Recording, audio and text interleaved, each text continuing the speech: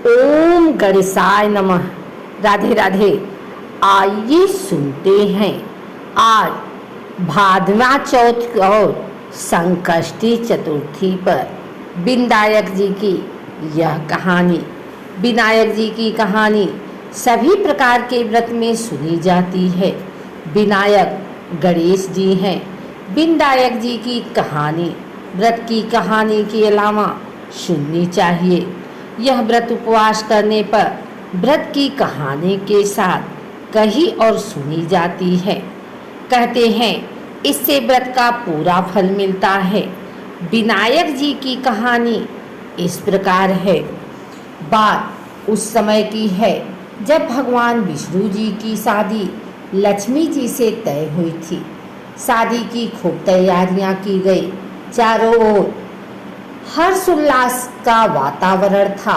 सारे देवी देवता को बारात में चलने के लिए निमंत्रण दिया गया। सारे देवी देवता आए तो सब भगवान विष्णु से कहने लगे कि गणेश जी को नहीं ले जाएंगे, वे बहुत मोटे हैं, वो तो बहुत सारा खाते हैं।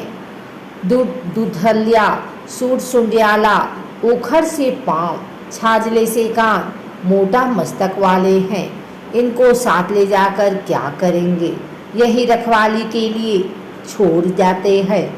और विनायक जी को छोड़कर वे सब बारात में चले गए। इधर नारद जी ने गणेश जी को भड़का दिया और कहा कि आज तो महाराज ने आपका बहुत बड़ा अपमान किया है। आपसे बारात बुरी लगती, इसीलिए आपको साथ नहीं ले गए और छोड़कर चले गए।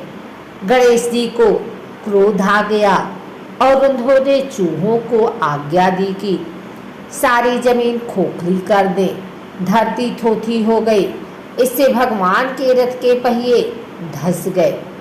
बहुत कोशिश करने से सब परेशान हो गए।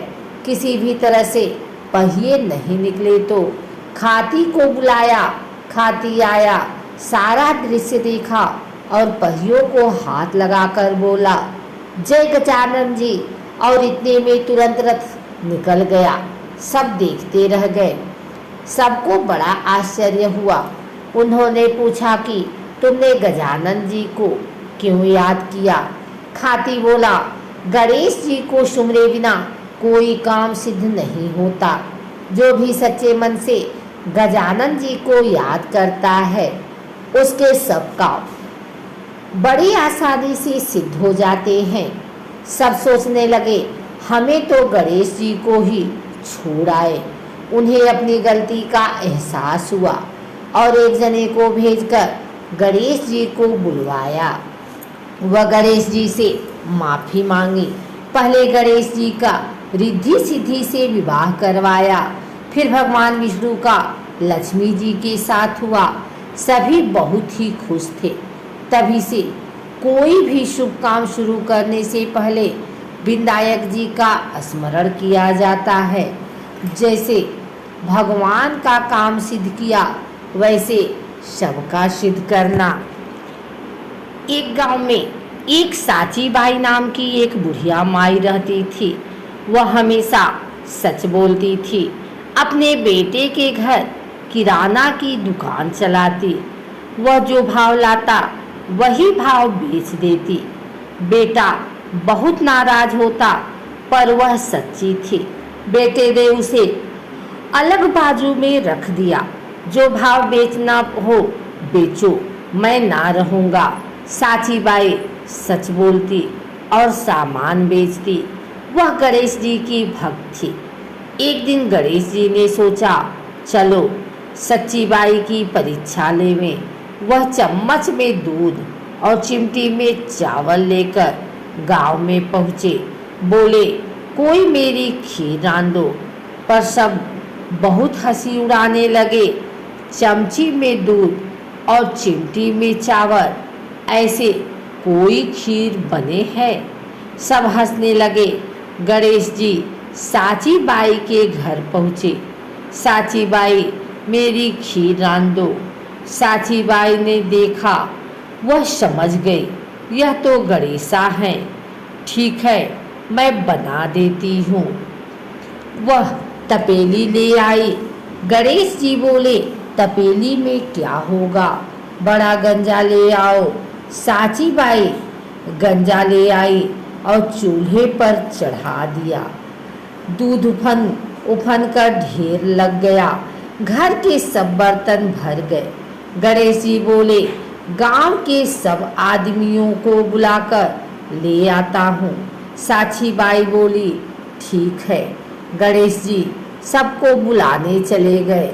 चलो खीर खाने। साची बाई सोची, ना जाने खीर कैसी बनी होगी, चख लूं, नहीं तो सब मेरी हंसी उड़ाएंगे। साची बाई दरवाजे के पीछे जय गणेश बोलकर खीर चख ली। अब गणेश जी आए। साची बाई बोली, गणेश जी भोग लगा लो। गणेश जी बोले, मेरा तो दरवाजे के पीछे ही भोग लग गया। साची बाई हंसी। इतने में सब लोग आ गए। बोले, साची भाई के घर लोटा भर भर के पानी ले चलो, खीर ना मिली तो कीचड़ मचा देंगे। सब लोटा भर भर पानी ले आए, पर यहाँ आकर सबने पेट भर भर के खीर खाई। सब बहुत खुश हुए और साची भाई की जय जय करने लगे।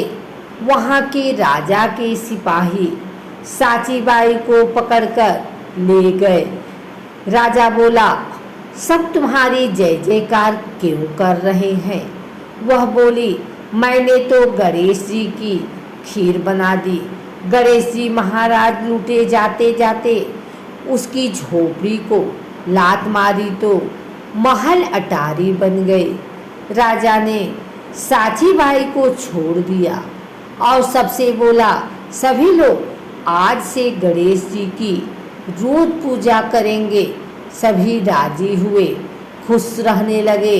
जैसे साची भाई को टूटे वैसे सबको टूटना, कहता का सुनता का हुंकारा दिया करना। बोलो जय गणेश जी महाराज की जय, गजानन महाराज की जय।